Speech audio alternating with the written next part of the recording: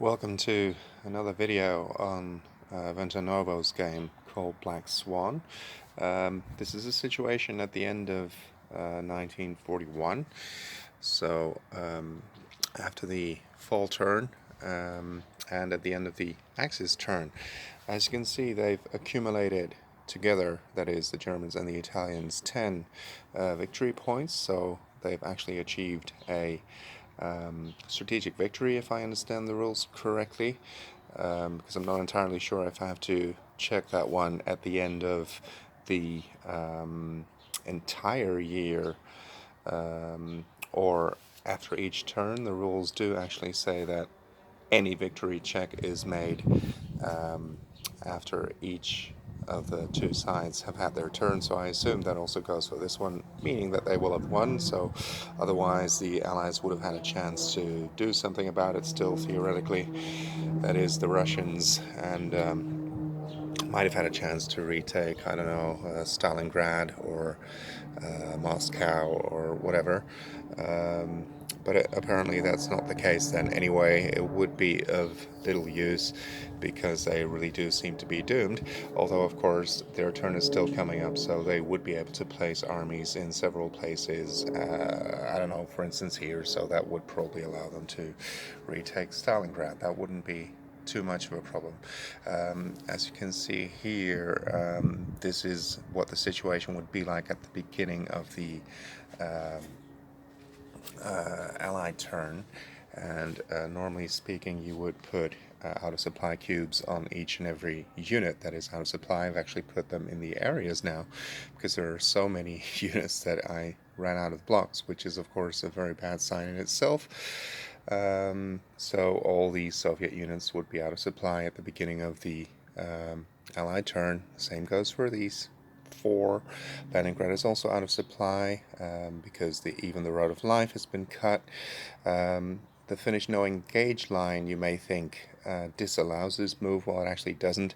It only does disallow it if there are no Russian units. Otherwise, it is okay to be crossed. So, for instance, these Finnish units would not be allowed to attack those Russian units because that would actually be engaging past the line. But if those areas are vacated, it is perfectly allowed.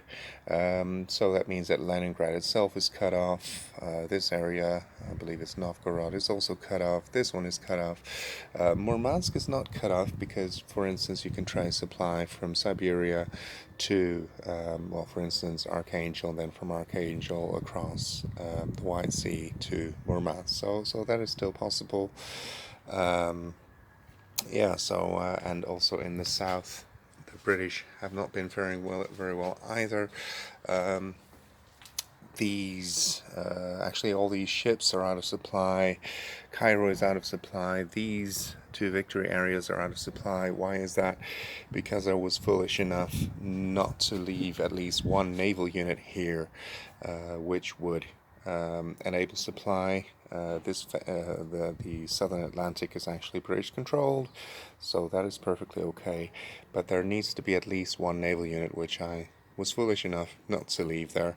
It would be possible to restore that situation on the Allied turn and put a British unit there, restoring supply, but at the moment they're unsupplied, so these victory areas would not even grant any PPs at the moment, and neither would I be able to reinforce any of the units in the unsupplied areas, or actually the areas that are unsupplied too. In this case, the units themselves are unsupplied, and in the campaign which I'm playing now,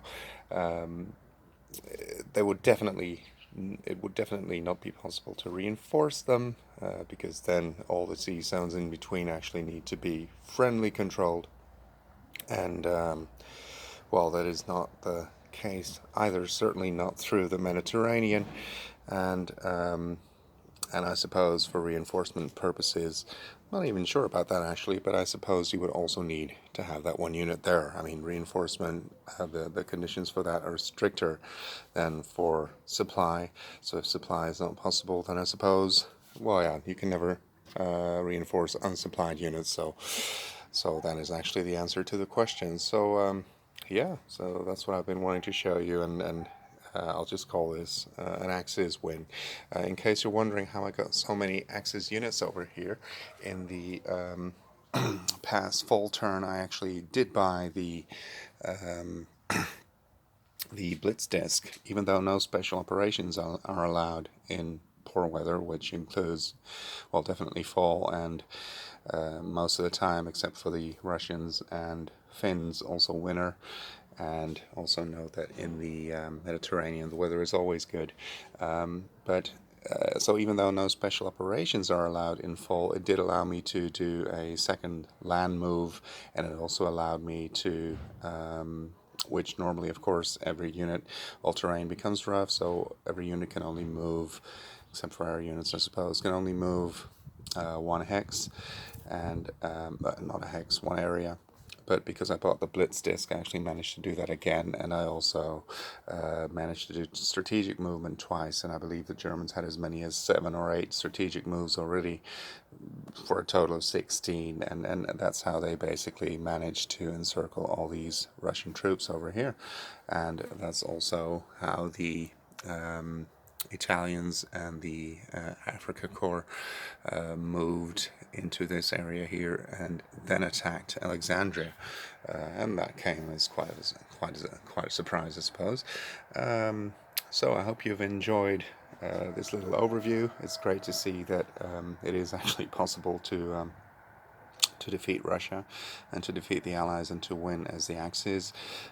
I do have to admit, especially the Russians made some grave mistakes by initially counterattacking Kiev, which they probably shouldn't have done. They should have used those units to reinforce their rear, and because they were actually subsequently surrounded and cut off and destroyed. And I did not, when I had the opportunity, reinforce the fortress in Moscow, which also partially led to its fall. So those were some major mistakes the Russians actually made. The Germans did play very well. They encircled right off the bat. They encircled the Russian West Army, as happened historically. But to have said all those mistakes, I do have to admit that I gave the British far too many PPs at a certain time, because I forgot that also at that time these areas were not in supply, because they had to go through enemy controlled waters around the Cape, which wasn't possible. This was enemy controlled at the time, so that wasn't possible, and I still gave them those 15 PPs, which they shouldn't have received. So all in all, a very enjoyable experience and simply a fantastic game. I strongly recommend it.